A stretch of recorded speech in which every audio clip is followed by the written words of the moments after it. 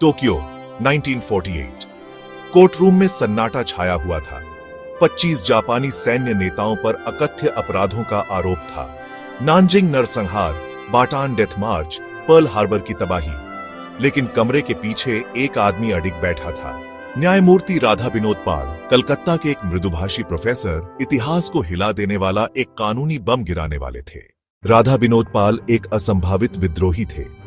उनका जन्म 1886 में ब्रिटिश भारत के कुश्तिया जिले के एक छोटे से गांव में हुआ था, जो आज आधुनिक बांग्लादेश का हिस्सा है।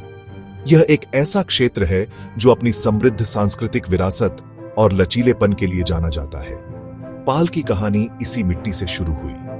एक साधारण पृष्ठभूमि से आने के बावजूद उनकी बौद्धिक क्षमता असाधारण थी।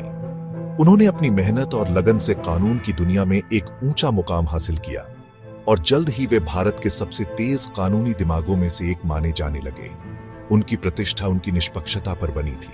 इसलिए जब ब्रिटेन को टोक्यो ट्रायल्स के लिए एक भारतीय न्यायाधीश की आवश्यकता हुई तो पाल एक स्वाभाविक पसंद लगे। उन्हें लगा कि वे एक ऐसे न्यायाधीश को चुन रहे हैं जो मित्र राष्ट्रों के दृष्टिकोण का समर्थन करेगा। लेकिन वे बुरी तरह गलत थे। पहले दिन से ही पाल ने उस पाखंड को पहचान लिया जिसे बाकी दुनिया नजरअंदाज कर रही थी। उन्होंने देखा कि यह विक्टर्स जस्टिस था, जहां विजेता ही जज, जूरी और जल्लाद थे।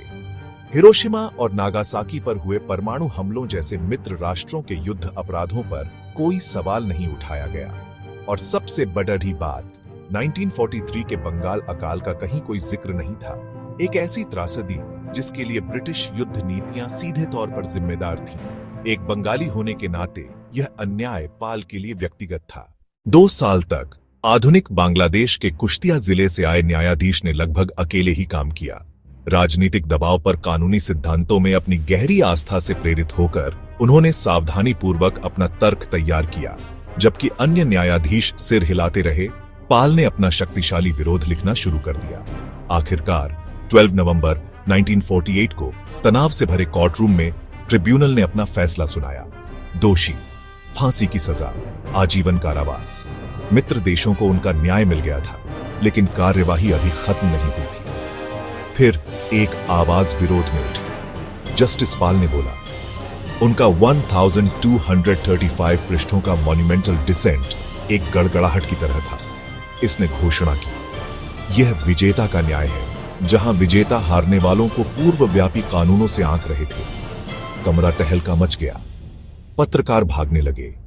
मित्र देशों के न्यायाधीशों ने अविश्वास में घूर कर देखा, मानो उन्होंने सभ्यता के साथ विश्वासघात किया हो। लेकिन गैलरी में कुछ अप्रत्याशित हुआ। जापानी अभियुक्तों की आंखों में आंसू थे।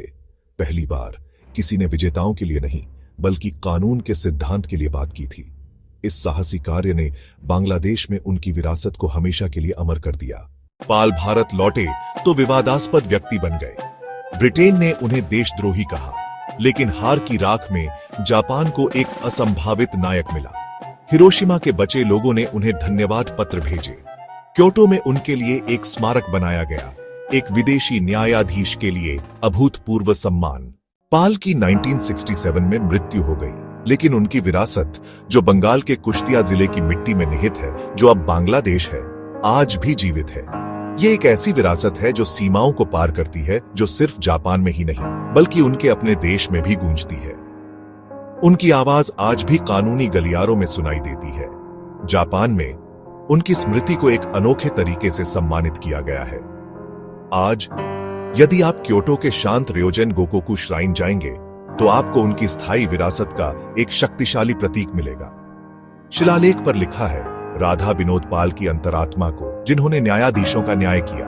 कोई झंडे नहीं, कोई भाषण नहीं, बस हवा और वह अनुत्तरित प्रश्न जो आज भी गूंजता है, निष्पक्षता के बिना न्याय क्या है। कुछ लोग कानून को लागू करते हैं, लेकिन कुछ, जैसे बंगाल के इस साहसी बेटे ने, कानून को ही दर्पण में देखने के लिए मजबूर कर दिया। उन्होंने हमें याद दिलाया कि सच्चा न्याय सिद्धांतों के लिए खड़ा होना है,